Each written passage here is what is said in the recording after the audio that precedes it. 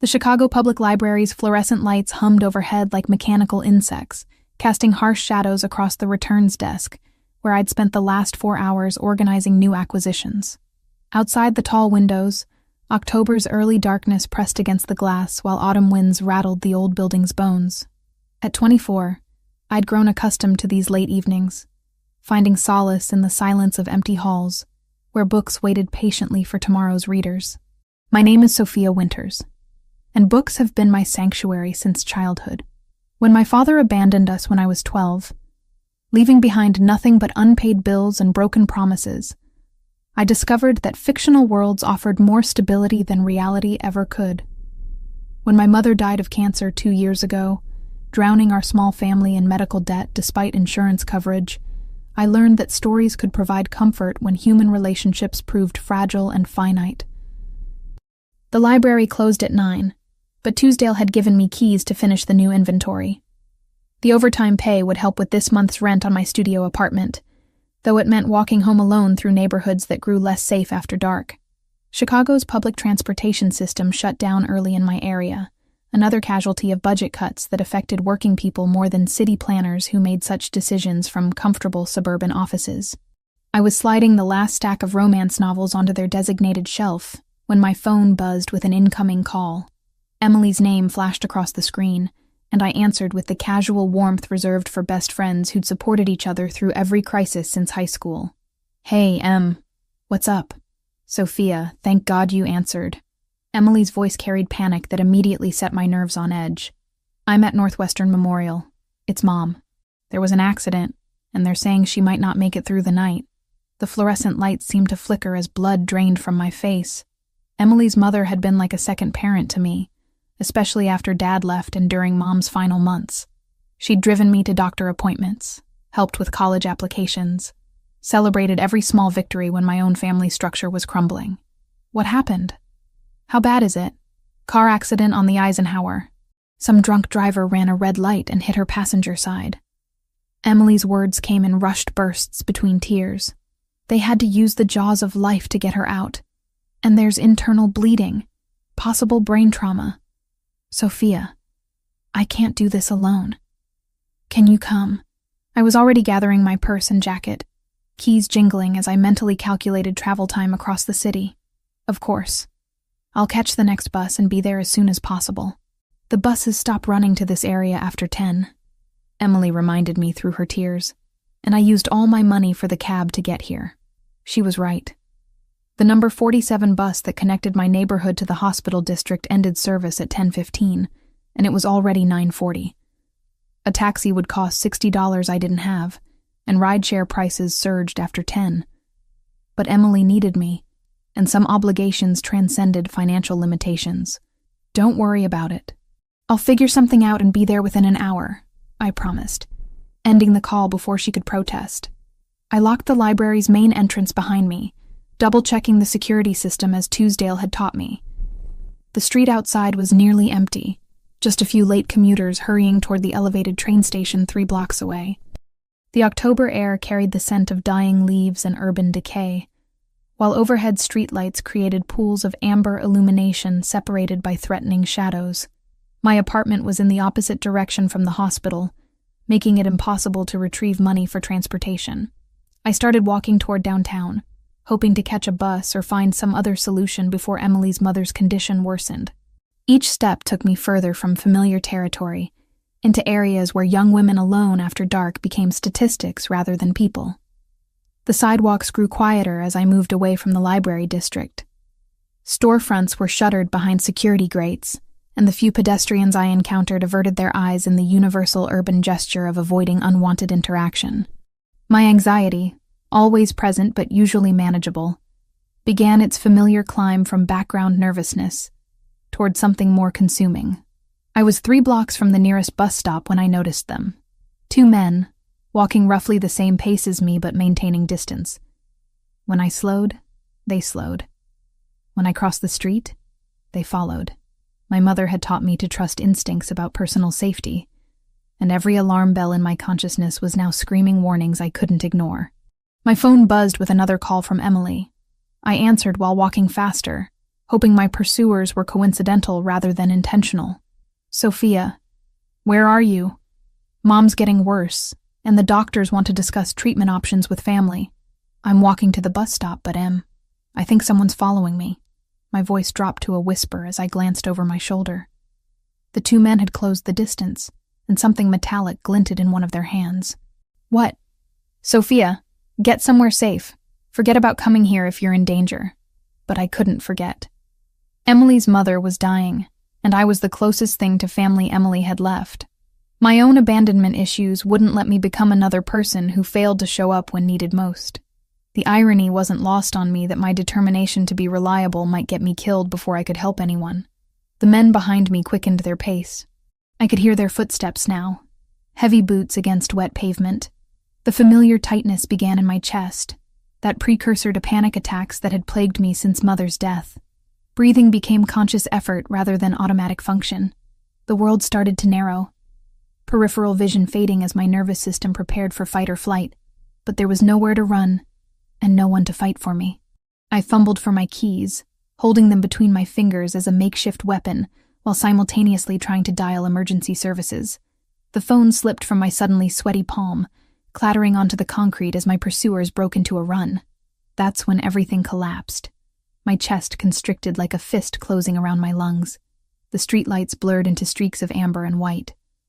My legs gave out, and I fell to my knees on the wet sidewalk, gasping for air that felt thick as water. Panic attack in full bloom, rendering me helpless while danger approached. I heard car doors slam, angry voices, then sudden silence.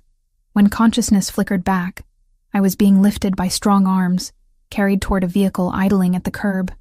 Through the haze of residual panic, I caught a glimpse of my rescuer. Dark hair, expensive suit, eyes like winter storm clouds. "Where am I?"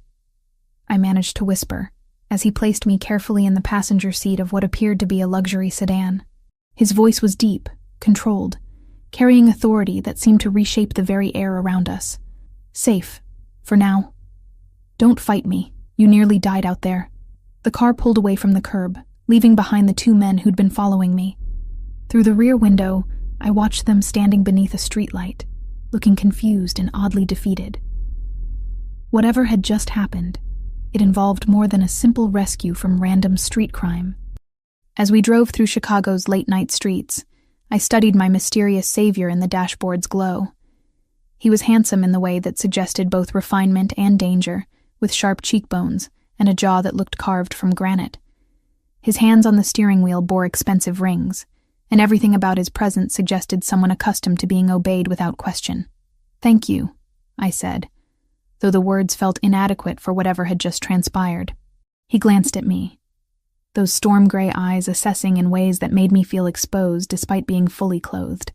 "Thank me when you understand what you're truly safe from." I awakened to sunlight streaming through windows that belonged in an architectural magazine rather than the cramped studio apartment I called home. The bed beneath me felt like floating on clouds, Egyptian cotton sheets that probably cost more than my monthly rent, supporting a mattress that conformed to every curve of my body with luxurious precision. For a disorienting moment, I wondered if I was still dreaming, caught between the panic attack that had claimed my consciousness and whatever strange reality I'd awakened into. The bedroom surrounding me spoke of wealth that existed in different stratospheres than my own experience. Hardwood floors gleamed with the patina of careful maintenance, while original artwork adorned walls painted in colors that suggested professional interior design. Through floor-to-ceiling windows, I could see Lake Michigan stretching toward the horizon, which meant this residence sat in one of Chicago's most exclusive neighborhoods. Memory returned in fragments, collapsing on the sidewalk, strong arms lifting me, a voice promising safety. My rescuer from the previous night remained a mystery wrapped in expensive suits and storm-gray eyes. Where was I? And more importantly, why had a stranger brought me to what appeared to be his home rather than a hospital? The door opened with silent efficiency, admitting a man in his 50s wearing scrubs that marked him as medical personnel. Behind him walked my mysterious rescuer, looking even more imposing in daylight than he had in the sedan's amber glow. Sleep had done nothing to diminish his presence. If anything, the combination of tailored clothing and natural authority made him seem larger, more dangerous, completely at ease in surroundings that left me feeling displaced and vulnerable. "Miss Winters," the medical professional said, checking readings on a tablet while approaching the bed. "I'm Dr. Reeves. How are you feeling this morning?" The casual use of my surname sent chills down my spine. I hadn't given my name to anyone, yet these strangers possessed information about my identity that suggested investigation rather than coincidence. "How do you know who I am?"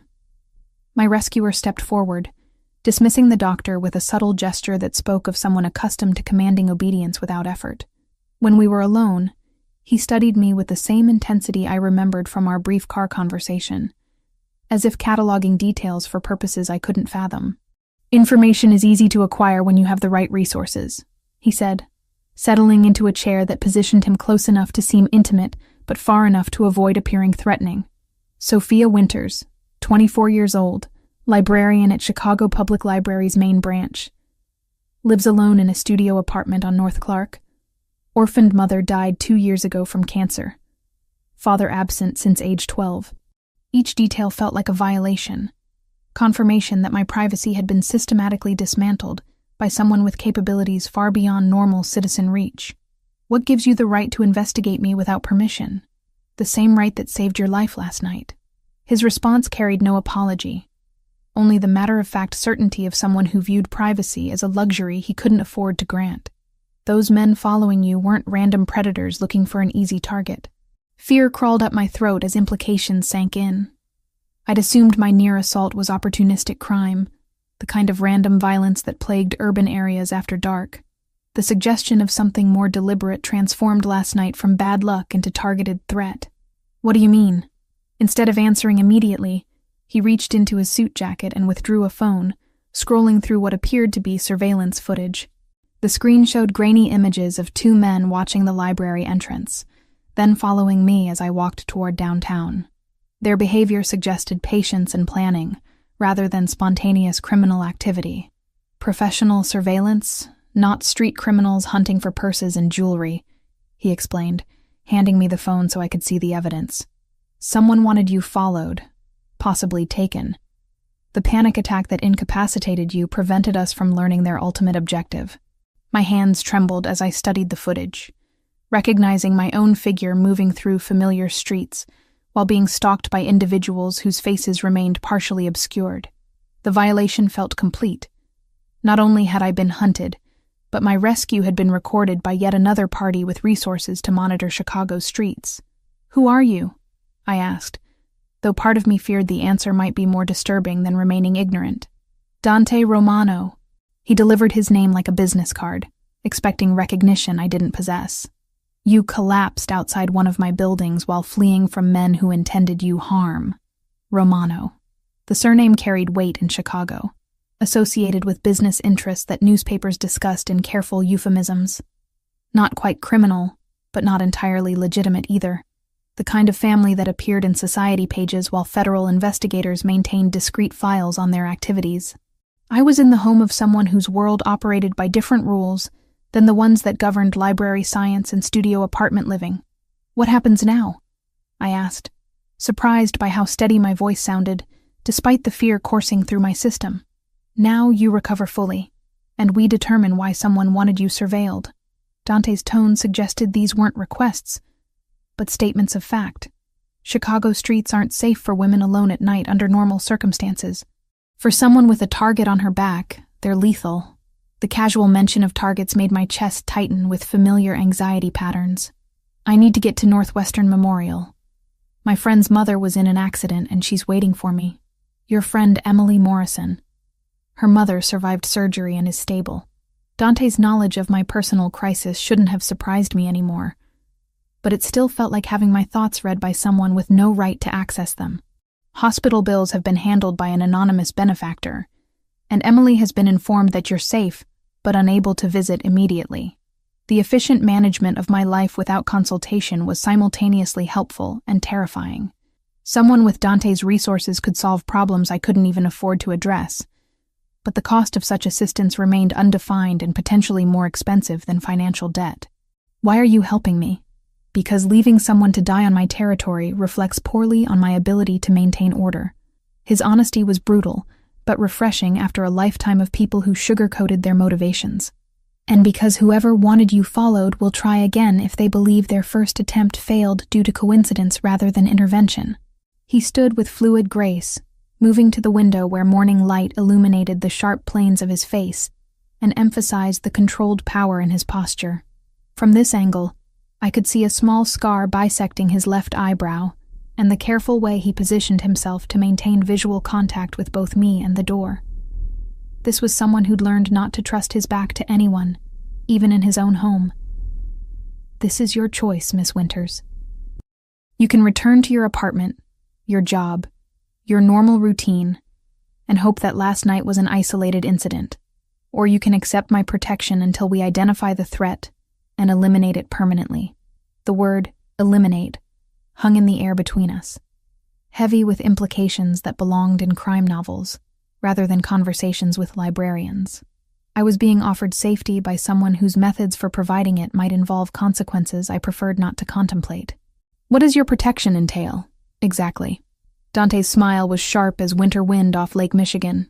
It means you don't walk Chicago streets alone after dark. It means your apartment receives security upgrades you didn't request but desperately need. It means anyone who considers you a target will have to go through me first.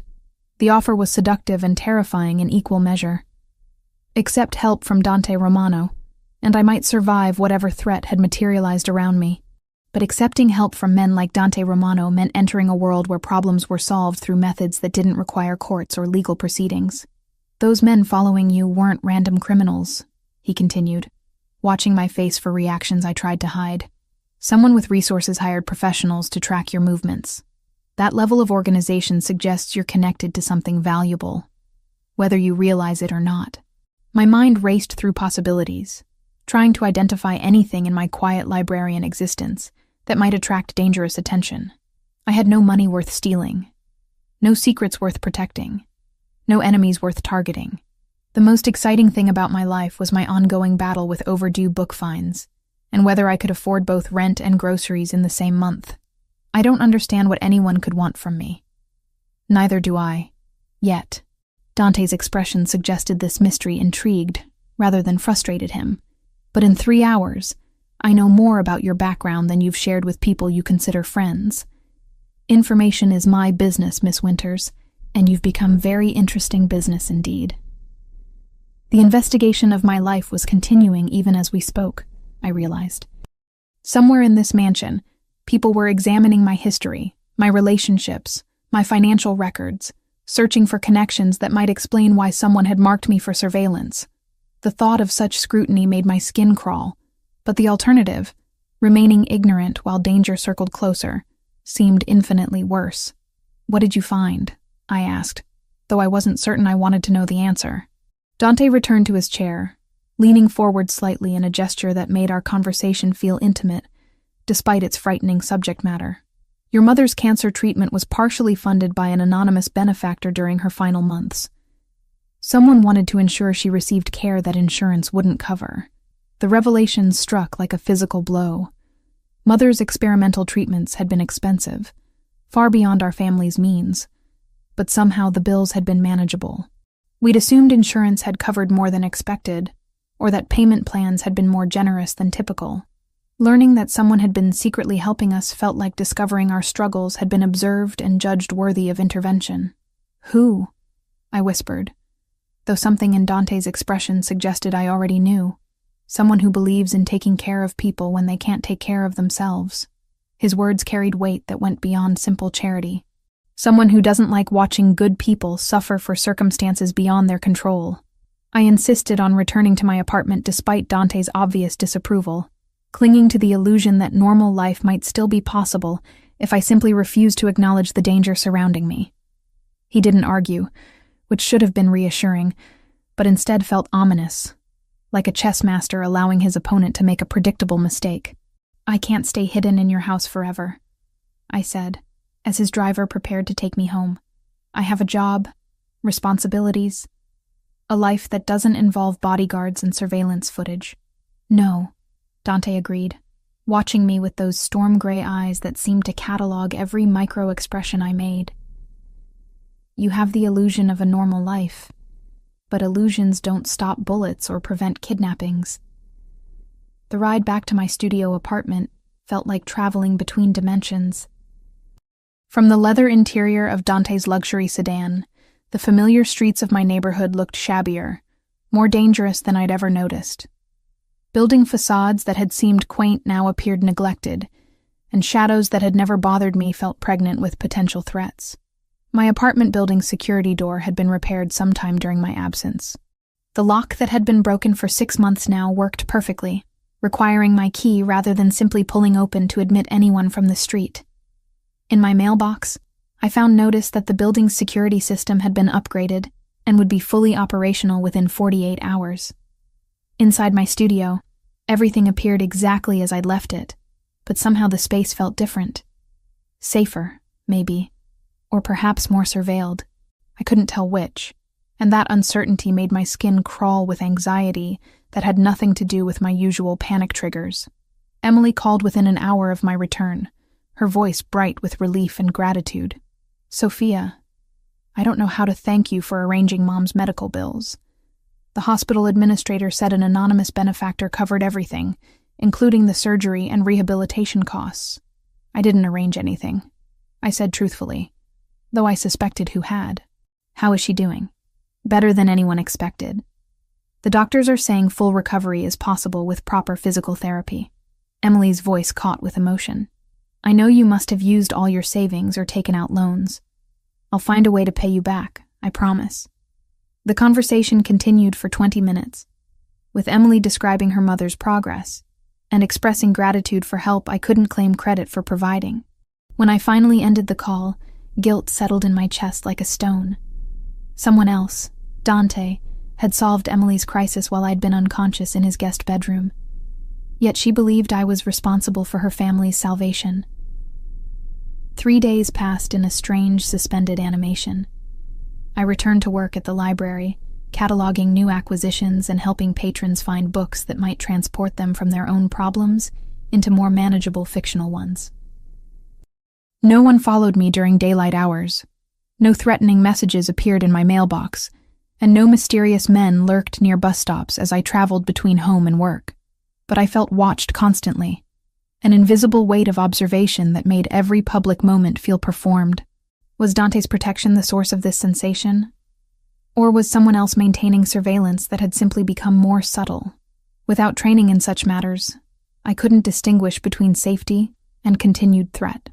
On Thursday evening, as I was closing the library's circulation desk, Dante appeared between the stacks like a figure materialized from expensive shadows. He moved through the library's academic atmosphere with the same controlled grace he'd displayed in his mansion. But here, surrounded by books and scholarly quiet, he seemed even more out of place, and therefore more dangerous. "Miss Winters," he said, approaching my desk with silent footsteps that suggested either natural stealth or professional training. "I hope you don't mind the unannounced visit. This is a public library," I managed, acutely aware that we were alone in the building. Tuesdale had left an hour earlier, trusting me to handle closing procedures independently. "Anyone can walk in during business hours." "Not anyone," Dante corrected, settling into a chair across from my desk with casual authority. "Security footage shows no unauthorized visitors in the past 72 hours. Your building's new system has been very effective at discouraging unwanted attention." The revelation that he'd been monitoring the library's security feeds shouldn't have surprised me, but it still felt like discovering that privacy was a concept he didn't recognize. "You've been watching me work? I've been ensuring your safety while you insisted on maintaining normal routines." His tone suggested this distinction was important, though I couldn't see the meaningful difference between protection and surveillance when both involved cameras tracking my every movement. "And what have you concluded from your observation?" Dante leaned back in the chair, studying me with the same intensity that had characterized our every interaction. "That you genuinely believe you can return to your previous life by pretending the threat doesn't exist. It's admirable and completely naive." Heat rose in my cheeks at the casual dismissal of my attempts at normalcy. Not everyone solves problems by hiding in mansions surrounded by armed guards. "No," he agreed. Most people who refuse adequate protection end up dead or wishing they were. But you're not most people, are you, Miss Winters?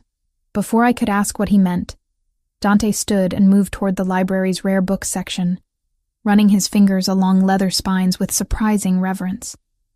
Among the scholarly atmosphere and towering shelves, his dangerous edge seemed temporarily softened, replaced by something that might have been genuine appreciation for learning. "I'd like to show you something," he said, turning back toward me. "Away from here, somewhere we can speak privately without concern for electronic surveillance or unexpected visitors." Every rational instinct screamed warnings about accepting further invitations from men like Dante Romano. But curiosity had always been my weakness, the drive that led me to library science and made me effective at research. The mystery of his interest in me, combined with growing awareness of threats I couldn't identify or counter alone, overrode caution. "Where?" I asked, already reaching for my purse and jacket. "Dinner, somewhere that closes for private parties when I make reservations." His smile held promises I couldn't interpret, equal parts seductive and threatening. "Trust me to feed you properly and show you something beautiful." The restaurant was unlike anything I'd ever experienced. Located in a renovated warehouse in River North, it appeared closed from the street, with no signs or visible activity. But when Dante's driver pulled to the curb, the door opened immediately, revealing an interior that belonged in European capitals rather than industrial Chicago. Crystal chandeliers cast warm light across tables set with china that probably cost more per place setting than I made in a month. A single table had been prepared in an alcove overlooking the Chicago River, positioned to provide both intimacy and visual security. The waitstaff moved with choreographed precision, appearing when needed and vanishing when conversation required privacy. "You own this place," I said, not really asking. "I own several restaurants throughout the city," Dante confirmed, pouring wine that tasted like liquid luxury into glasses that caught light like captured starlight. "This one caters to clients who value discretion above publicity." The meal was art disguised as food, each course carefully composed and perfectly seasoned, accompanied by wines that enhanced flavors I didn't know existed. Throughout dinner, Dante spoke about Chicago's history, the development of neighborhoods I'd lived in but never truly understood, the economic forces that shaped urban life for people like me. "You know a lot about the city for someone who probably doesn't ride public transportation," I observed, surprised by how natural conversation felt despite the extraordinary circumstances. "I know Chicago because it's my responsibility to understand every aspect of my territory," he replied, the word territory carrying implications that went far beyond normal business concerns. From the political structures that determine zoning laws to the individual families struggling to maintain dignity while surrounded by economic forces beyond their control. "Families like mine was," I said quietly. Something shifted in Dante's expression, a softening that made him seem more human, and therefore more dangerous to my emotional equilibrium. "Your mother fought harder than most people could manage. Cancer is a battle that requires resources many families don't possess, no matter how much love they have to give. How do you know so much about her illness?" "Because I made sure she received every possible treatment option." His honesty was gentle, but absolute. When someone dies too young from a disease that money can treat, it reflects poorly on the community that failed to help them. The casual admission that he'd been secretly helping my family for years rewrote everything I thought I knew about my own life. Mother's final months had been painful, but not financially devastating, though we'd assumed her insurance had been more comprehensive than expected. Learning that a stranger had been quietly ensuring her care felt like discovering that my most private struggles had been observed and managed by someone I'd never met. "Why?" I whispered, the question barely audible over the restaurant's soft instrumental music. "Because some things matter more than profit margins or business efficiency." Dante's fingers traced patterns on the white tablecloth, his attention seemingly focused on the abstract design he was creating. "Because watching good people suffer when help is available violates every principle I was raised to respect." When he looked up, his eyes held vulnerability I hadn't seen before, as if admitting to charity was somehow more revealing than confessing to criminal activity. In that moment, I glimpsed the person beneath the dangerous exterior, someone who used power to protect, rather than simply to accumulate more power. "You're not what I expected," I said, surprising myself with the admission. What did you expect? Someone colder, more calculating. Less. I struggled for the right word, then settled on honesty. Less human. Dante's laugh held genuine amusement, rather than the sharp edge that characterized most of his expressions.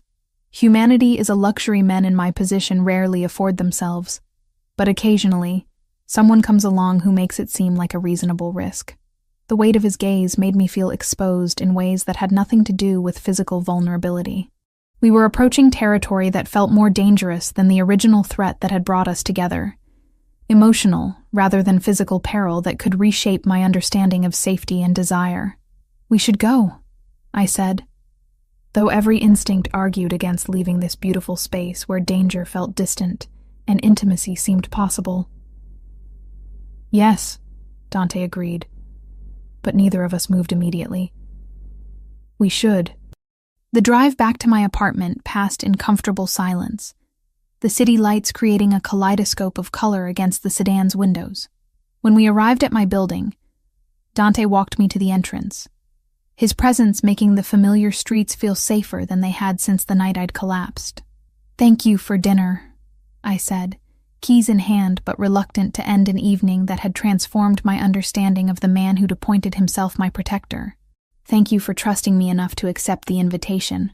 He stepped closer, not threateningly, but enough that I could smell his cologne, something expensive and masculine that made my pulse quicken. Sophia. The use of my first name rather than formal address sent warmth through my chest. Before I could analyze the sensation or consider its implications, his fingers brushed against my cheek, tracing the line of my jaw with exquisite gentleness. Sleep well, he said, stepping back before the moment could develop into something more complicated. Tomorrow we begin identifying exactly who wants you under surveillance and why.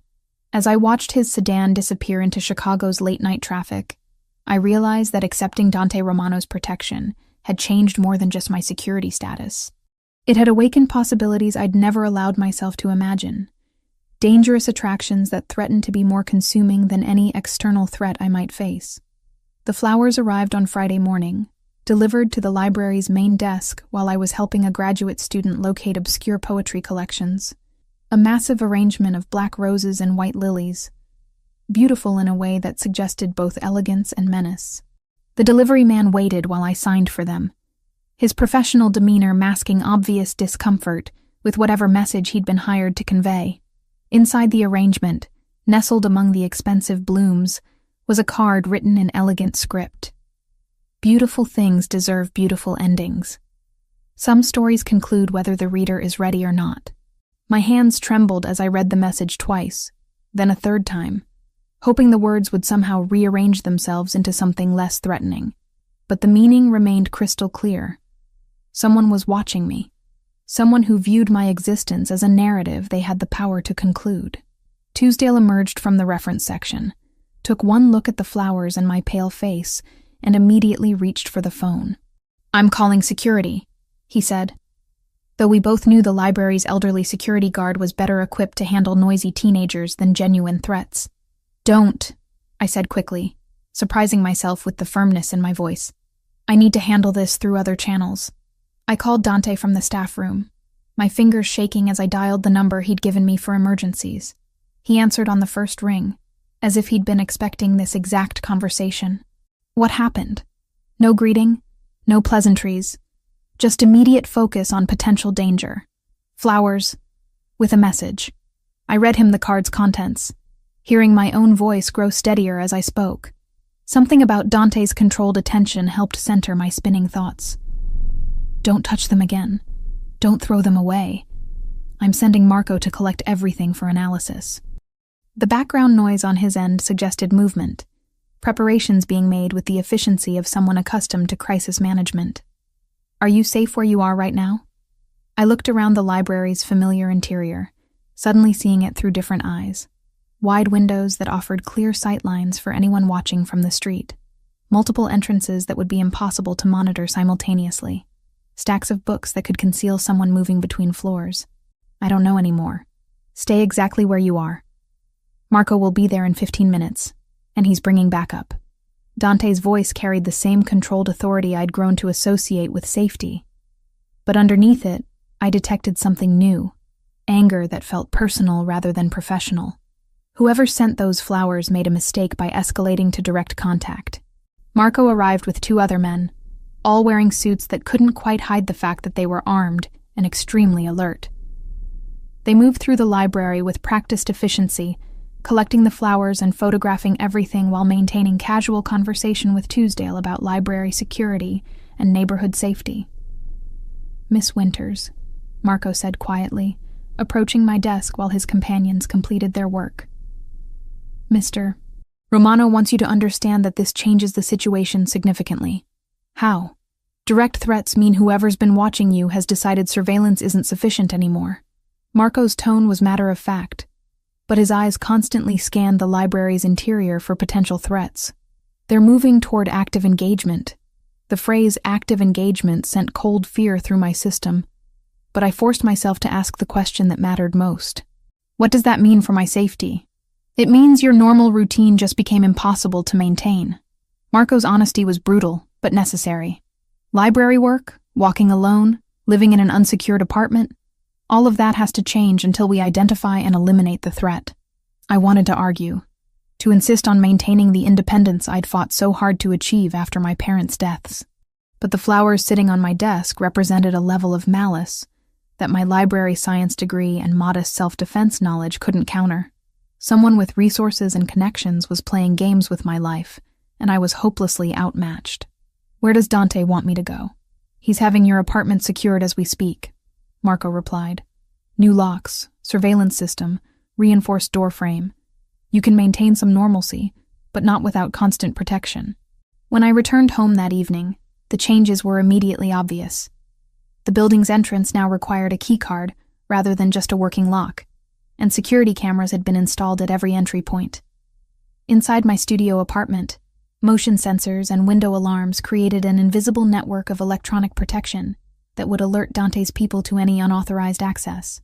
The transformation of my modest living space into a high-security fortress should have felt reassuring, but instead, it emphasized how completely my life had spiraled beyond my control. I was living in a cage made of safety measures, protected, but no longer free to move through the world without considering threats I couldn't see or understand. Saturday brought no respite from the growing tension. Marco positioned himself discreetly near the library during my shift, while other members of Dante's security team maintained surveillance from vehicles parked strategically around the building. Their presence was subtle enough to avoid alarming other library patrons, but obvious enough to make me hyper-aware of being watched and protected simultaneously. During my lunch break, I discovered Dante waiting in the rare books section, reading what appeared to be a collection of Italian poetry. Surrounded by centuries-old literature and scholarly quiet, he seemed more accessible than usual. Dangerous edge softened by genuine appreciation for learning and culture. "Finding anything interesting?" I asked, settling into the chair across from his reading nook.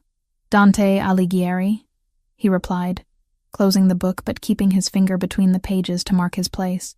"My namesake, though I doubt my parents expected me to understand the irony when they chose the name." "The irony?" "A man who wrote about journeys through hell while creating his own version of paradise." Dante's smile held self-awareness that was both attractive and unsettling. Sometimes I wonder if he'd recognize the world his descendants created. The literary conversation felt surreal given the circumstances that had brought us together. But it also revealed depths to Dante's character that purely business relationships wouldn't have exposed. Here was someone who found meaning in poetry and philosophy, while managing enterprises that operated outside legal boundaries.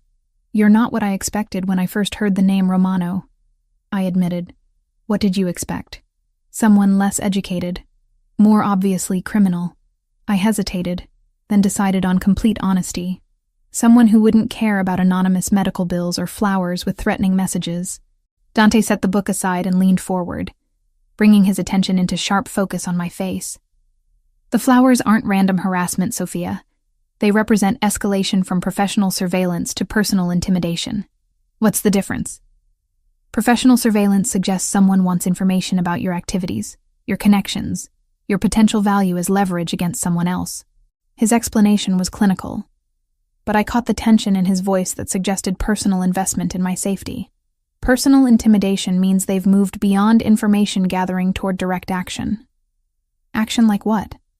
Kidnapping, torture, murder disguised as accident or random crime. Dante's brutal honesty cut through any remaining illusions I might have held about my situation. The flowers were a warning that your time for normal life has expired. Fear crystallized in my chest, not the familiar anxiety of my panic attacks, but something colder and more focused. Who would want to hurt me?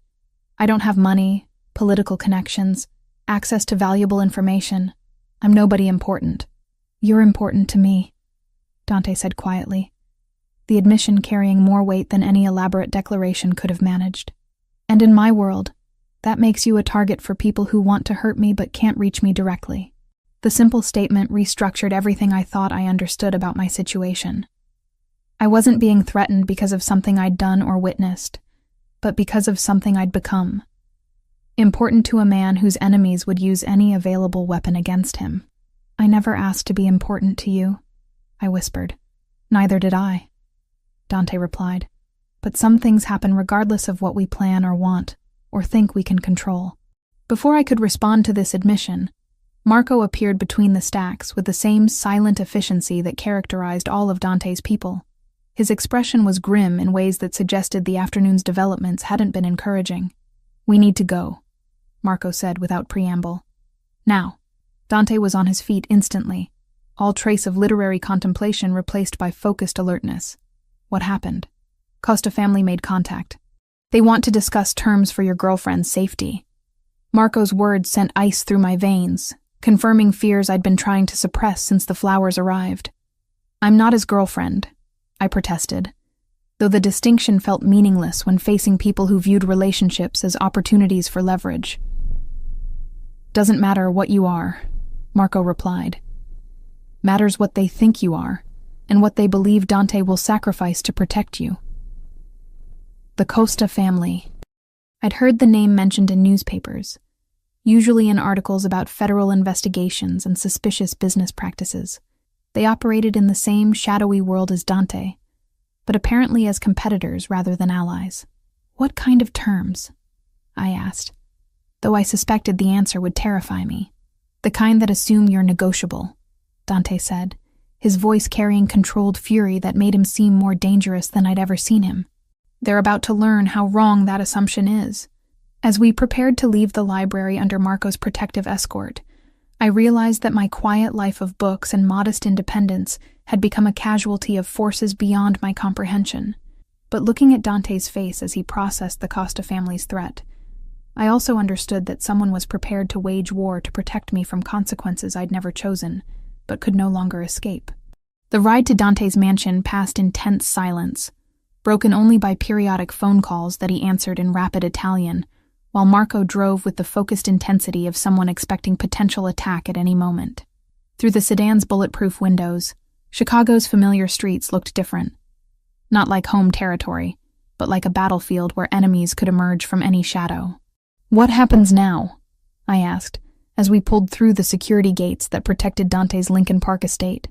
Now we find out exactly what the Costa family thinks you're worth, Dante replied, and we show them what I'm willing to do to keep you safe. The promise in his voice should have been reassuring, but instead it felt like standing at the edge of an abyss, knowing that stepping forward would change everything about the person I'd thought I was, and the life I'd believed I wanted. But as another wave of panic tried to claim my composure, I realized something had shifted in my response to danger. Instead of collapsing into helplessness, I felt a strange clarity settle over my thoughts. If being important to Dante Romano made me a target, then perhaps it was time to discover what that importance might make me capable of becoming. Emily arrived at Dante's mansion unannounced on Sunday evening, her appearance so unexpected that security initially refused her entrance until I intervened personally. She looked terrible, hollow-eyed, pale, wearing clothes that suggested she'd been sleeping in them for days. When she finally sat across from me in Dante's formal living room, her hands trembled as she reached for the tea his staff had prepared. "I need to tell you something," she said without preamble, her voice carrying the weight of someone who'd been rehearsing difficult words. Something I should have said years ago, but I was too scared, too ashamed, too desperate to find another way. Dread settled in my stomach like cold stone. Emily had been my closest friend since high school, the only person who'd known about my panic attacks, who'd helped me through Mother's illness, who'd celebrated every small victory in my carefully reconstructed life. If she was here, looking like guilt personified, then the foundation of trust I'd built my adult relationships on was about to crumble. "What is it, Em?" "My family owes money. A lot of money. More than we could ever pay back even if we sold everything and worked for the rest of our lives." She stared into her teacup, as if reading terrible fortunes in the leaves. "It started with Dad's gambling. Then Mom's accident made everything worse. And when the medical bills came, we had nowhere else to turn." "Turn to who?" I asked, though something in the back of my mind was already connecting pieces I didn't want to see assembled. "The Costa family." Emily's confession came out as barely more than a whisper. "They loan money when banks won't. But their interest rates and collection methods are different." Ice flooded my veins as I processed the implications. The Costa family, the same organization that had been threatening me, that had sent flowers with messages about beautiful endings. Emily's family crisis and my current danger weren't separate problems, but connected threads in a web I was only beginning to understand. "How long?" My voice sounded foreign to my own ears, hollow with the growing recognition of betrayal. 3 years. Since right after your mother died and you were dealing with all the funeral expenses and debt." Emily's hands shook more violently as she continued. "They said they could help, that families should support each other during difficult times. But what they really wanted was leverage over people who couldn't fight back." "What kind of leverage?" Emily's face crumpled with shame that looked genuine, though I no longer trusted my ability to distinguish between authentic emotion and carefully performed manipulation. "Information. About your routines, your work schedule, your relationships.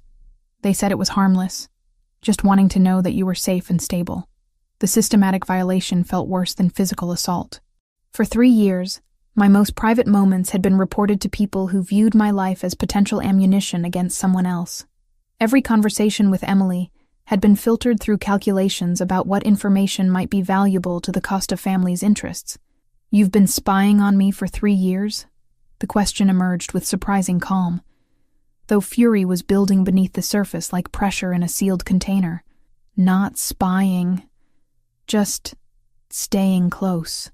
Being a good friend who happened to mention things in casual conversation."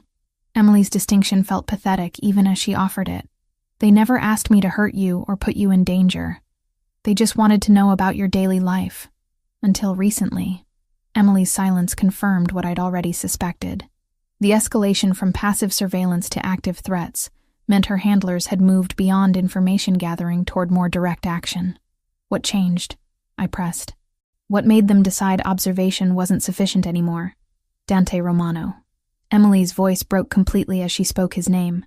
"When they realized you were connected to him, everything became more urgent. They said you were in a position to provide valuable intelligence about his operations, his security procedures, his personal vulnerabilities. So they asked you to get closer to me, to dig deeper. They didn't ask." Emily's correction was fierce but desperate. "They threatened. Mom's medical treatment, our house, my little brother's college fund. Everything we care about hangs on our cooperation with their requests." I stood abruptly, pacing to the window that offered views of Lake Michigan while I processed the magnitude of Emily's betrayal. My best friend, the person I'd trusted with my deepest fears and most private struggles, had been reporting my activities to criminals who wanted to use that information against someone I was growing to care about. "The flowers," I said, turning back toward Emily. "Did you tell them about my panic attacks? About how specific triggers can incapacitate me?" Emily's guilty expression confirmed my suspicions. "They asked about your emotional responses to stress, whether certain situations might make you more cooperative or easier to manage." The clinical way she described my psychological vulnerabilities made me feel like a laboratory specimen being studied for weaknesses. Every panic attack I'd confided in her, every moment of vulnerability I'd shared during Mother's illness, had been cataloged and reported to people who viewed my mental health as tactical intelligence. "Where's the wire?" I asked suddenly, the question occurring to me with crystalline clarity. "What?" "The recording device. The way you're positioned, The careful word choices. The fact that you came here alone despite knowing this place is probably under surveillance. I moved closer to Emily's chair, studying her clothing and posture for signs of hidden electronics. They sent you here to get me on record discussing Dante's activities, didn't they? Emily's face went ash white, confirming my suspicions even before she spoke. Sophia, you don't understand the pressure they apply. They don't just threaten you. They demonstrate what happens to people who refuse their requests. Show me the device. With shaking hands, Emily reached into her purse and withdrew what appeared to be a high-end smartphone, its screen indicating active recording. Everything we'd discussed had been transmitted to people who intended to use my words as evidence of cooperation with criminal enterprises. 3 years, I said, amazement replacing anger as the full scope of the deception became clear. 3 years of friendship, of trust, of believing someone actually cared about my well-being without ulterior motives. I do care about you, Emily protested, tears streaming down her face. Everything we shared was real. The spying was separate, compartmentalized. I never let it affect our actual friendship. You think those can be separate? You think you can report someone's private life to criminals while maintaining genuine emotional connection? My laugh sounded bitter, even to my own ears. You've been performing friendship while conducting surveillance, Em. That's not compartmentalization. That's sociopathy. The harsh assessment struck Emily like a physical blow, but I felt no satisfaction in her pain. The person I'd trusted most in the world had proven as unreliable as every other relationship in my life, confirming fears about human connection that I'd been trying to overcome since childhood. A soft knock interrupted our confrontation. Marco entered with his usual silent efficiency, but his expression carried urgency that suggested developments beyond Emily's confession. Miss Winters, we need to speak privately, he said, glancing at Emily with obvious suspicion. There've been additional complications. What kind of complications? The kind that involve people who aren't supposed to be in this house carrying recording equipment. Marco's tone was matter of fact, but his positioning near the door suggested readiness for potential violence. Mr. Romano wants to see you immediately. As Emily was escorted away by security personnel, I realized that her betrayal was only the beginning of revelations that would reshape my understanding of everyone I'd trusted. If my closest friend had been compromised for years, then how many other relationships in my life were based on deception rather than genuine affection? Dante waited in his private study, standing behind the massive desk that dominated the room like a fortress wall. His expression was darker than I'd ever seen it, controlled fury radiating from every line of his body as he processed information that had clearly exceeded his worst expectations. How much did you tell her? He asked without preamble. Tell her what? About our relationship. About your feelings. About information you might have gathered regarding my business operations. Dante's questions came rapid fire, each one highlighting how completely my privacy had been compromised. How much intelligence did you inadvertently provide to the Costa family through someone you trusted? The realization hit like cold water. Every conversation with Emily about my growing attraction to Dante. Every detail I'd shared about his kindness or his protective behavior, every observation about his home or his associates had been transmitted to people who could use that information as weapons against him. I don't know, I admitted, sinking into a chair as the enormity of my unwitting cooperation became clear. I told her things I thought were private. Personal observations, emotional responses, details about how you made me feel safe. Emotional responses they can use to manipulate your decision-making. Personal observations that reveal security procedures and personal habits. Dante's analysis was clinical, but not cruel. Professional assessment rather than personal accusation. Details about feeling safe that they can exploit by threatening to remove that safety. You knew, I said suddenly, certainty crystallizing as I watched his controlled reaction to information that should have been devastating news. You knew Emily was reporting to the Costa family, and you didn't tell me. Dante's silence confirmed my suspicions. He'd known about the surveillance, about the betrayal, about the systematic violation of my trust, and he'd allowed me to continue confiding in someone who was reporting my every word to his enemies. How long?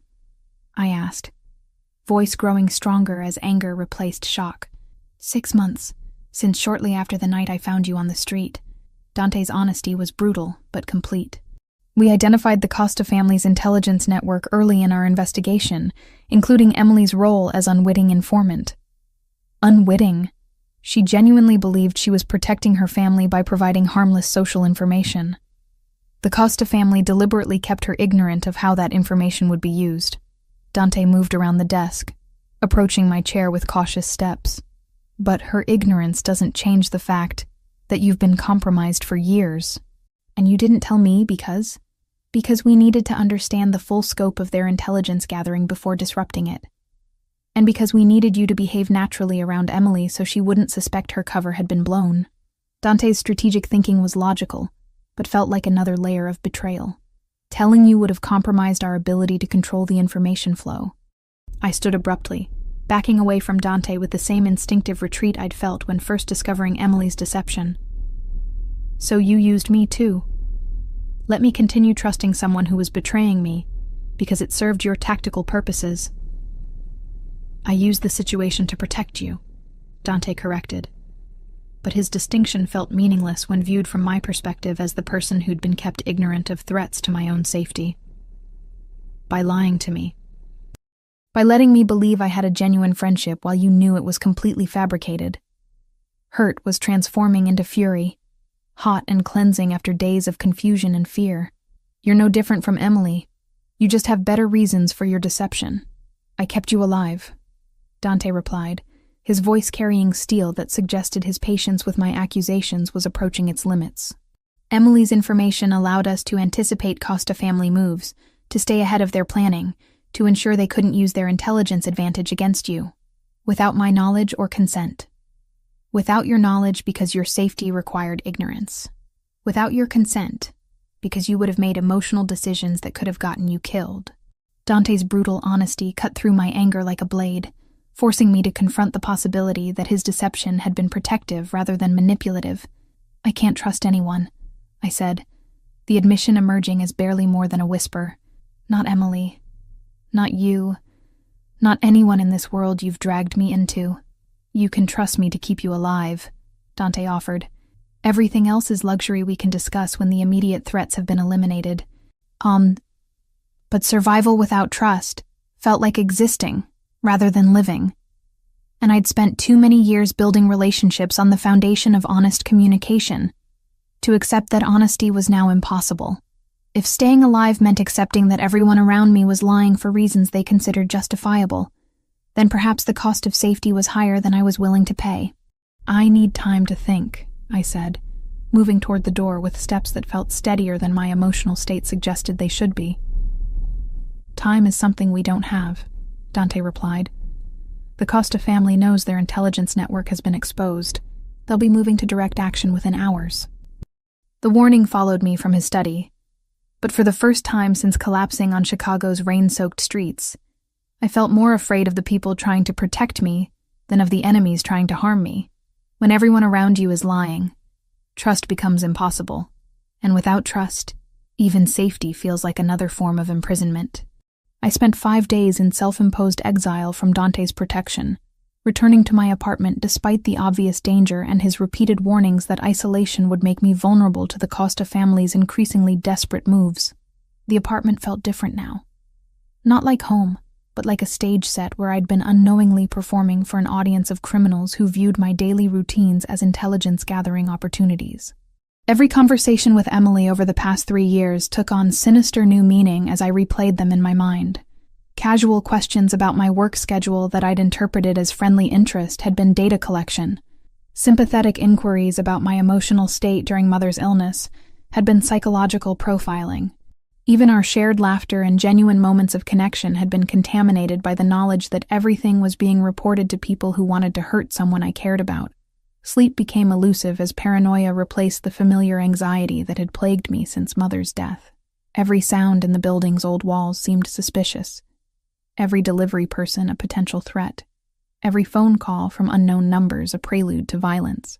The panic attacks that had once incapacitated me with fear now felt almost manageable, compared to the constant hypervigilance that accompanied betrayal by everyone I'd trusted.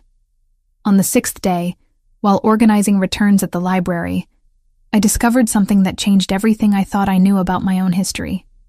Hidden between the pages of a medical journal someone had returned was a newspaper clipping from 3 years ago, yellowed with age, but still readable. The headline read, "Anonymous Benefactor Funds Cancer Treatment Program at Northwestern Memorial Hospital." The accompanying article described a private donation that had allowed the hospital to offer experimental treatments to patients whose insurance wouldn't cover innovative procedures. Among the recipients mentioned was my mother, though the article referred to her only as a librarian's mother, whose family had exhausted traditional treatment options. The photograph accompanying the article showed hospital administrators accepting a ceremonial check from representatives of what the caption identified as the Romano Foundation for Medical Research. In the background, partially obscured by shadows but unmistakably present, stood Dante Romano himself, younger than I knew him now, but wearing the same expression of controlled authority. My hands trembled as I studied the image, understanding finally clicking into place with devastating clarity. Dante hadn't helped my family from a distance as a stranger making charitable donations. He'd been personally involved in ensuring my mother received care, present at ceremonies I'd never been told about, actively engaged in managing her treatment in ways that went far beyond anonymous financial assistance. The revelation restructured everything I thought I understood about our relationship. His protection hadn't begun the night I collapsed in the rain. It had started years earlier, during my family's most desperate moment, when I'd been too overwhelmed with grief and medical crises to notice that miracles were being orchestrated by someone with both the resources and motivation to help. I called the number he'd given me for emergencies, my finger hovering over the contact for several minutes before finally pressing dial. He answered immediately, as always, his voice carrying concern that seemed more personal than professional. "Sophia, are you safe? I found something." My voice sounded steadier than I felt. "A newspaper article from when my mother was sick. You were there, Dante. At the hospital, personally involved in her treatment funding." The silence that followed stretched long enough that I wondered if the connection had been lost. When he finally spoke, his voice carried resignation rather than surprise. "Where are you?" "The library. Hiding in the rare books section because it feels like the only place in Chicago where no one's watching me. Stay there. I'm coming to get you. And this time we're going to discuss everything without limitations or strategic omissions. No more lies? No more lies," he promised. And something in his tone made me believe this was a commitment he would honor regardless of the cost. Dante arrived within 30 minutes, appearing between the library stacks with his usual silent efficiency, but looking more tired than I'd ever seen him. The controlled composure that characterized his public presence had been replaced by something rawer, more vulnerable, as if maintaining careful facades had finally become too exhausting to sustain. "Show me what you found," he said, settling into the chair across from my research table. I handed him the newspaper clipping, watching his face for reactions as he studied the image of himself at the hospital ceremony. His expression shifted through several emotions. Regret, sadness, something that might have been relief at finally having the truth exposed. 3 years, I said quietly. "You've been protecting me for 3 years, and you never told me. I've been honoring a promise I made to your mother," he corrected, his honesty gentle but complete. "During her final weeks, when the treatments weren't working despite everything medical science could offer, she asked me to ensure you'd be safe after she was gone." The words hit me like physical blows, restructuring my understanding of both my mother's death and Dante's involvement in my life. "You knew her personally?" "I knew her through the hospital's charity programs. She was grateful for the treatment funding, but worried about leaving you alone without family support." Dante's voice grew softer as he continued. "She made me promise that if anything ever threatened your safety, I would intervene personally, rather than through institutional channels. Why would she trust a stranger with that kind of responsibility? Because she was an excellent judge of character, who understood that sometimes the most dangerous people are also the most reliable when it comes to protecting innocent lives." Dante leaned forward, bringing his full attention to bear on my face. "And because she recognized that you would never accept direct help from someone like me, but you might accept protection if you believed it was coincidental rather than orchestrated." The systematic deception felt overwhelming, but this time it carried weight of care rather than manipulation. My mother, dying and desperate to ensure my future safety, had entrusted my protection to someone whose resources and moral code would make him capable of honoring such a promise, regardless of personal cost. "The night you found me in the rain," I said, pieces falling into place with crystalline clarity. "That wasn't coincidence either. I had people monitoring your routines to ensure your safety. When you deviated from normal patterns and walked alone through dangerous neighborhoods, security was dispatched to maintain discreet surveillance." Dante's admission came without apology, but with obvious regret for the deception it had required. "Finding you collapsed from a panic attack while being followed by potential threats activated protocols your mother and I had hoped would never be necessary. So everything between us has been built on lies. Everything between us has been built on a foundation of protection that required strategic omissions to be effective," Dante corrected. "But the emotions, the attraction, the growing connection, none of that was fabricated or manipulated." I studied his face for signs of deception, applying every psychological technique I'd learned for reading human behavior under stress. What I saw was exhaustion from maintaining necessary lies, mixed with genuine relief at finally being able to speak honestly about motivations that had driven years of covert protection.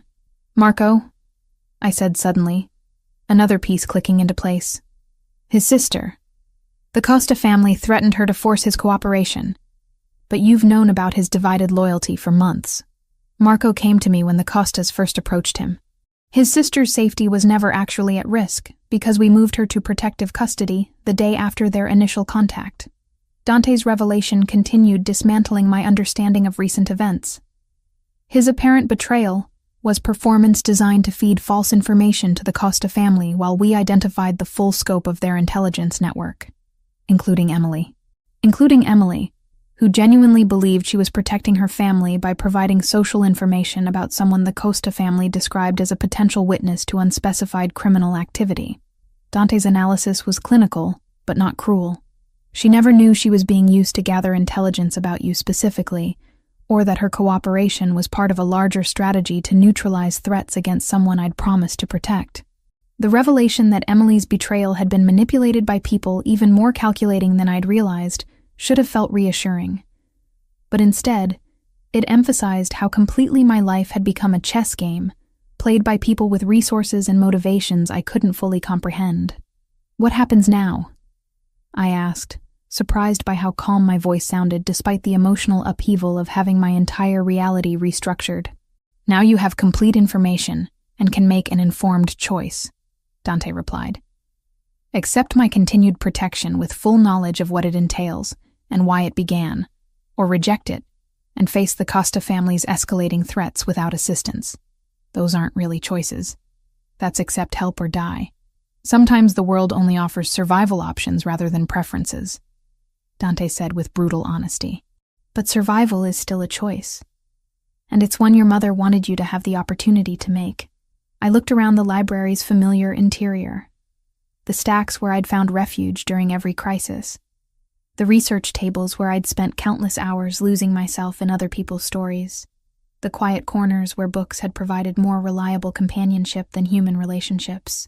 This place represented everything I'd built my adult identity around, but it also represented limitations that might no longer be adequate for the person I was becoming.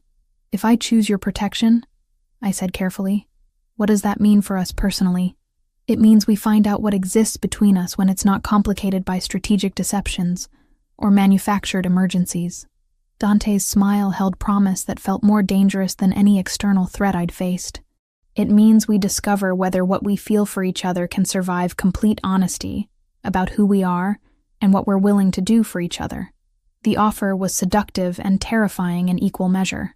Accept Dante's protection and enter a world where violence was always one decision away, where power was maintained through methods that didn't require legal proceedings, where love itself might become a weapon used by enemies seeking leverage. But reject his help and face threats I couldn't counter alone, abandoning not just safety, but the possibility of discovering what we might build together. "The Costa family," I said, needing to understand the scope of immediate dangers before making longer-term commitments. "What exactly do they want from me now that their intelligence gathering has been exposed?" "Direct access to information about my operations, my security procedures, my personal vulnerabilities. Dante's assessment was matter of fact, but sobering. Or failing that, they want to use your continued existence as leverage to force concessions in business territories they're trying to acquire. Meaning? Meaning they'll keep you alive only as long as your suffering can be used to manipulate my decision-making, he said with controlled fury that made him seem more dangerous than I'd ever seen him. The moment they decide you're no longer useful for psychological warfare, you become a liability to be eliminated.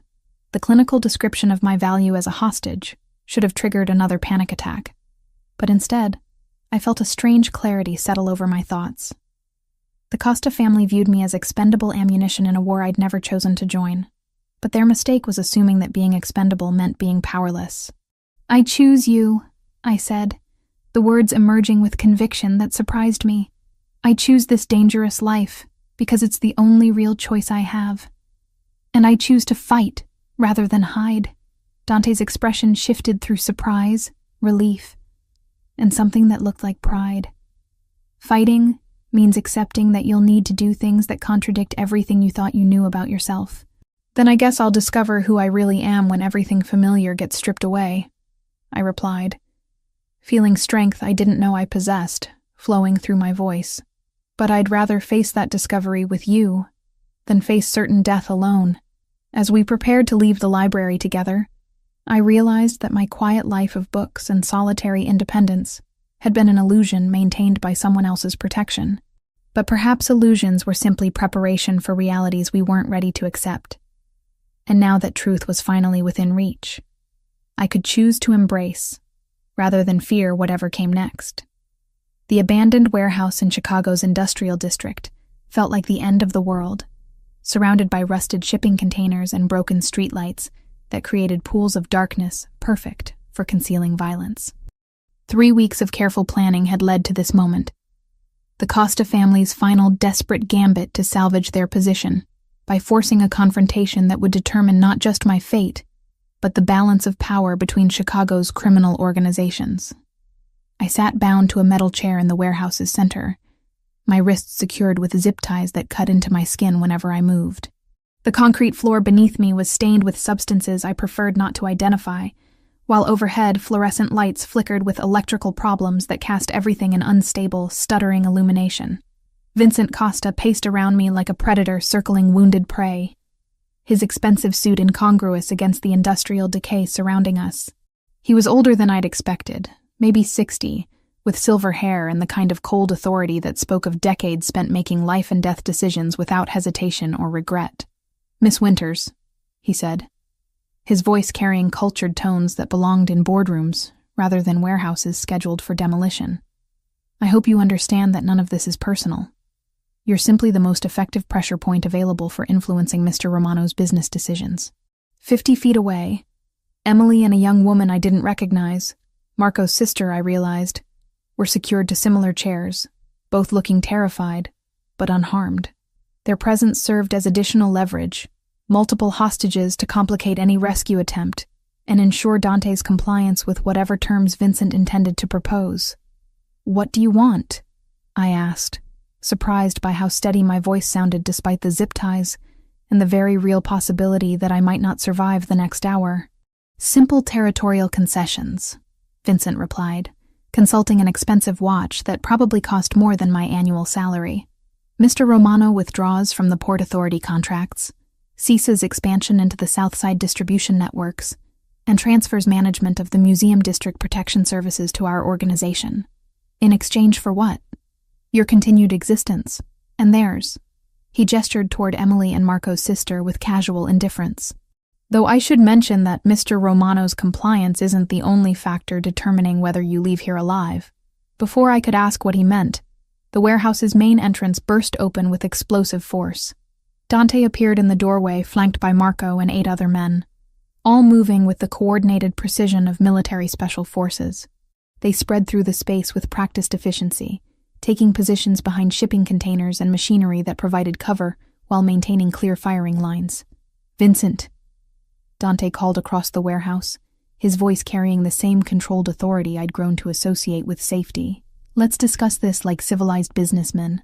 "Civilized businessmen don't kidnap innocent women to resolve commercial disputes," Vincent replied, positioning himself behind my chair where Dante's people couldn't get a clear shot without risking my safety.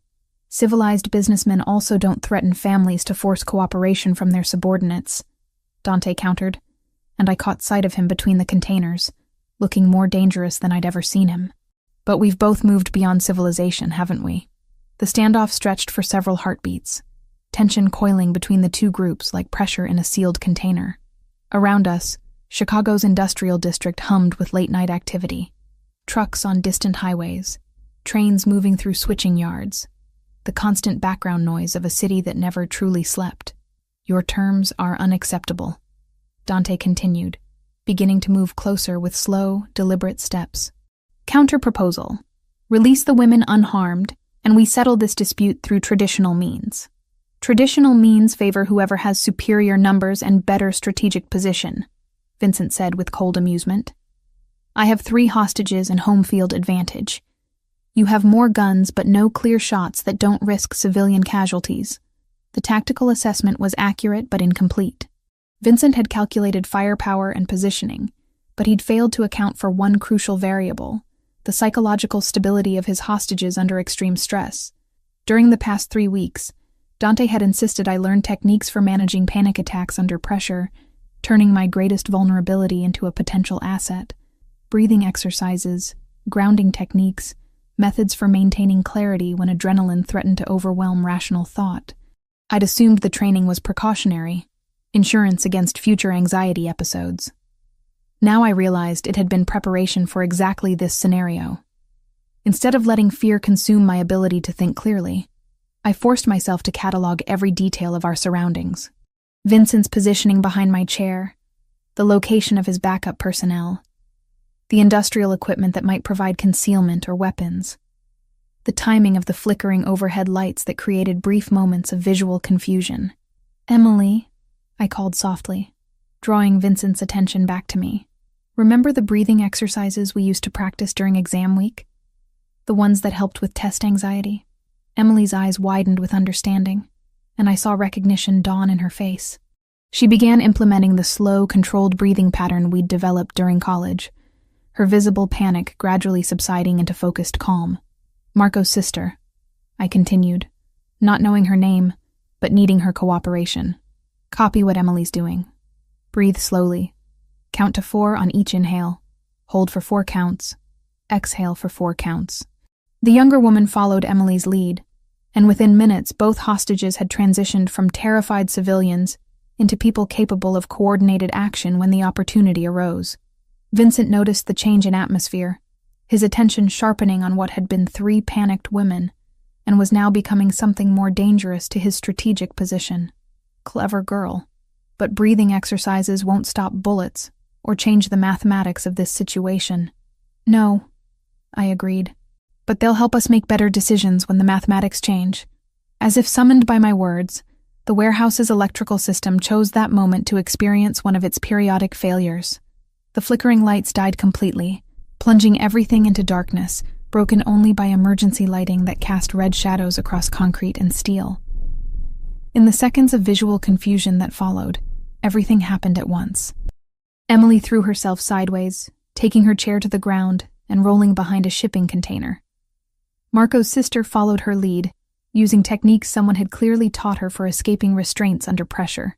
Vincent's grip on my shoulder tightened as he tried to maintain control of his primary hostage.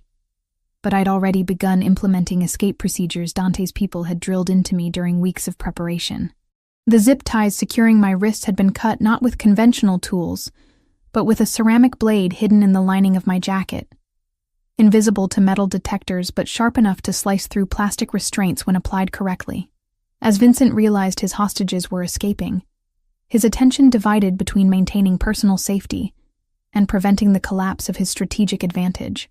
That moment of distraction was exactly what Dante's team had been waiting for. Marco appeared from the shadows like a specter, his silenced weapon eliminating Vincent's backup personnel with professional efficiency, while Dante closed the distance to where Vincent was struggling to maintain control of a hostage who was no longer willing to cooperate passively with her own captivity. "Let her go," Dante said, his voice carrying absolute authority, despite speaking barely above a whisper. "She's my insurance policy," Vincent replied, but his grip on my arm was weakening as he tried to track multiple threats in the unstable lighting. "Your insurance policy just became your liability." I twisted free of Vincent's grasp with techniques learned during 3 weeks of intensive self-defense training, putting distance between us while creating a clear line of sight for Dante's weapon. What followed was brutal and brief. Vincent Costa's long career of using violence to solve business disputes ended with the same swift efficiency he'd once applied to his own enemies. When the emergency lighting stabilized, he lay motionless on the concrete floor while Dante knelt beside me, checking for injuries with hands that trembled slightly despite his outward composure. "Are you hurt?" he asked, his professional assessment mixing with personal concern in ways that made his voice rough with emotion. "Scared but functional," I replied, surprised by how accurate the description felt. The terror was still there, but it existed alongside something new. Confidence in my ability to function under pressure that I'd never possessed before. Emily approached cautiously, looking shell-shocked but uninjured. "Sophia, I'm so sorry. For everything. For the spying. For the betrayal. For putting you in danger because of my family's problems. We'll discuss forgiveness later," I said, not unkindly, but with firmness that surprised all of us. "Right now we need to get out of here before police or federal agents arrive to investigate the gunshots." Marco's sister had already begun gathering evidence that might link the scene to Romano family operations, moving with efficiency that suggested this wasn't her first experience with post-violence cleanup procedures. Emily watched with fascination that bordered on horror, finally understanding the world she'd inadvertently become part of through her family's financial desperation. "What happens now?" Emily asked as Dante's people prepared our departure from the warehouse. "Now, the Costa family's Chicago operations cease to exist," Dante replied matter-of-factly. "Their territory gets redistributed among organizations capable of managing it without kidnapping civilians to resolve commercial disputes." "And us?"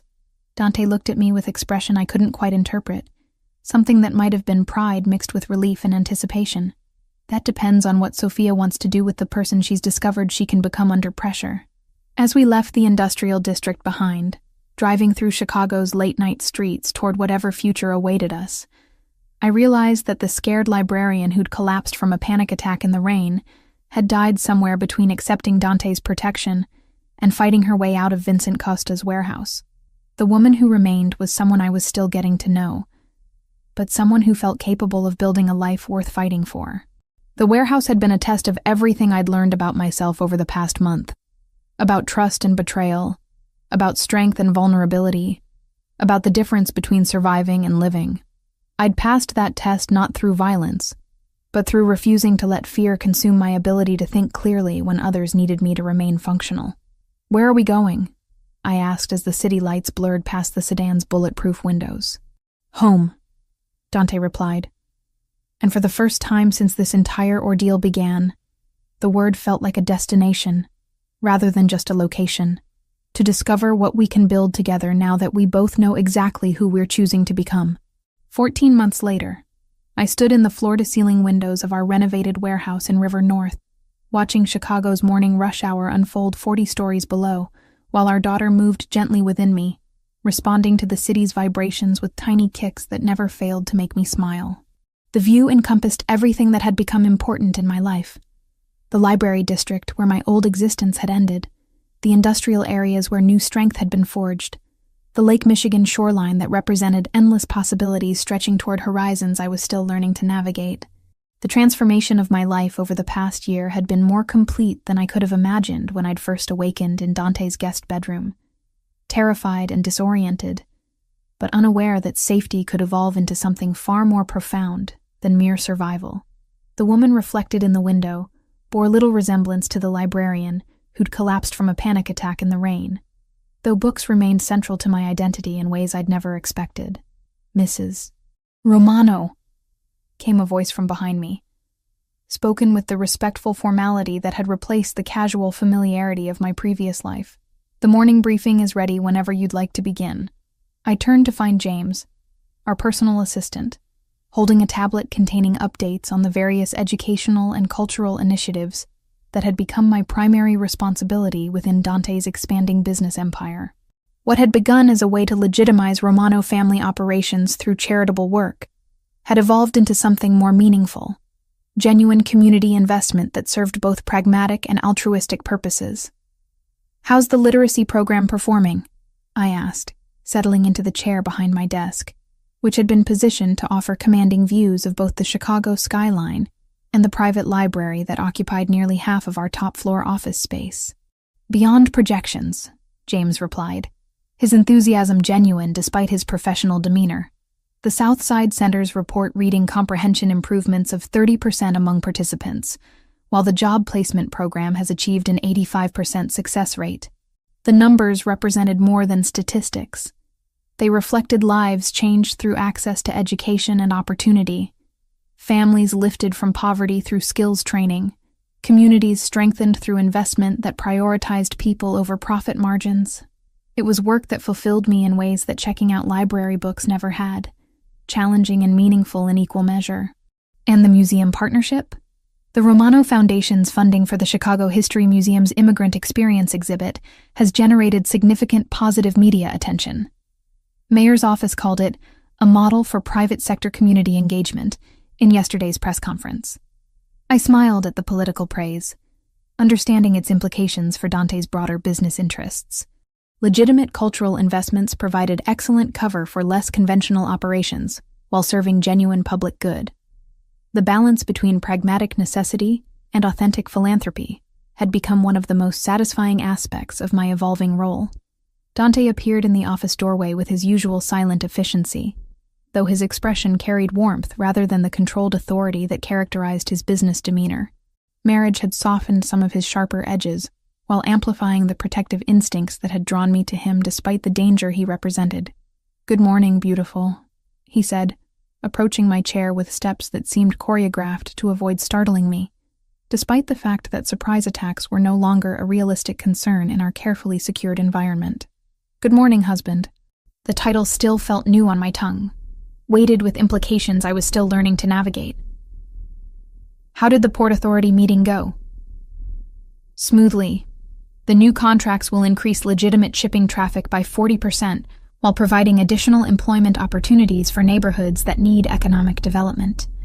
Dante's explanation was delivered with the matter-of-fact tone he used for business updates, but I caught the satisfaction in his voice at achieving goals that served multiple purposes simultaneously.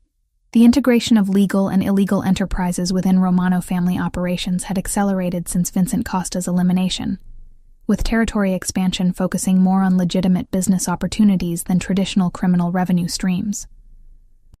It was evolution rather than abandonment of family traditions, adaptation that preserved essential elements while reducing unnecessary risks. "Marco's sister wants to discuss expanding the youth mentorship program," I mentioned, consulting my notes from the previous day's meetings. "She thinks we could double enrollment if we add after-school components to the weekend workshops." "Approved. Whatever resources she needs." Dante's immediate agreement reflected both trust in my judgment and genuine commitment to programs that created alternatives to criminal recruitment for young people in economically disadvantaged areas. The Youth Mentorship Initiative had begun as strategic community relations, but evolved into something more personal after witnessing its impact on families struggling with the same poverty and limited opportunities that had defined my own childhood. These programs represented investment in futures that might otherwise be lost to violence or desperation, prevention rather than punishment, as an approach to community safety. "Dr. Martinez called about the anxiety research grant," I continued, referencing another project that combined personal experience with professional expertise. "The preliminary studies on panic attack management in high-stress environments are showing promising results. Your techniques? Modified for broader application. The breathing and grounding methods that helped me function during crisis situations are being adapted for first responders, military personnel, healthcare workers, anyone whose job requires maintaining clarity under extreme pressure. The transformation of my greatest vulnerability into a tool for helping others had been one of the most unexpected developments of the past year. My experience with panic attacks, once a source of shame and limitation, now contributed to research that might prevent others from experiencing the same helplessness I'd once felt when anxiety overwhelmed rational thought." A soft knock interrupted our morning planning session. Emily entered with a folder of documents, her appearance professional, but relaxed in ways that reflected her successful transition from reluctant informant to trusted employee. The Romano Foundation's educational programs had provided her with legitimate work that utilized her organizational skills while keeping her close enough for friendship to gradually heal the damage caused by her family's desperate choices. "The quarterly financial reports are ready for review," she said, placing the folder on my desk with movements that had gained confidence over the past year. "Revenue from legitimate operations is up 18%, while charitable expenditures are on track to meet the annual goals you set. The financial success of our legitimate businesses had exceeded even Dante's optimistic projections, proving that community investment could be profitable as well as beneficial. Museums, libraries, educational centers, job training programs, all generated both social good and positive cash flow while providing perfect cover for the more traditional aspects of Romano family operations. "How's your mother's recovery progressing?" I asked, genuine concern mixing with professional interest in Emily's personal situation. "Remarkably well. The physical therapy has helped her regain most of her mobility, and she started volunteering at the senior center we helped establish in her neighborhood." Emily's gratitude was evident, but no longer desperate, replaced by the natural appreciation of someone whose family had been helped during crisis rather than exploited for intelligence purposes. The restoration of trust between Emily and me had been gradual, built through shared work on projects that mattered to both of us, rather than forced reconciliation. She understood that friendship with someone in my position came with certain limitations and responsibilities, while I'd learned that betrayal motivated by family desperation was qualitatively different from betrayal motivated by greed or malice. "Excellent. Make sure she knows the Foundation's medical coverage extends to preventive care as well as emergency treatment. The comprehensive healthcare program for employees and their families had been one of my first initiatives, inspired by memories of my own family's struggles with medical costs that insurance wouldn't cover. After Emily departed to handle the day's administrative tasks, Dante and I retreated to the private section of our office, a comfortable seating area surrounded by floor-to-ceiling bookshelves that housed both rare first editions and contemporary works on psychology, education, and community development. This space served as refuge when business pressures became overwhelming, literary sanctuary within the broader empire we were building together. "Any regrets?" Dante asked, settling beside me on the leather couch while his hand found its way to my growing belly, where our daughter moved with increasing frequency as her due date approached. "About which decision? Accepting your protection? Joining your family? Transforming my panic attacks into research opportunities? Or marrying someone whose enemies occasionally require permanent solutions?" My tone was light, but the question addressed serious territory we'd navigated carefully throughout our relationship. "Any of them. All of them." His honesty was gentle but complete. "I know this isn't the life you'd planned before you collapsed in that rain. The life I'd planned was built on illusions about safety and independence that were never realistic for someone like me." I leaned into his warmth, feeling our daughter respond to the sound of her father's voice, with movements that suggested she already recognized his presence.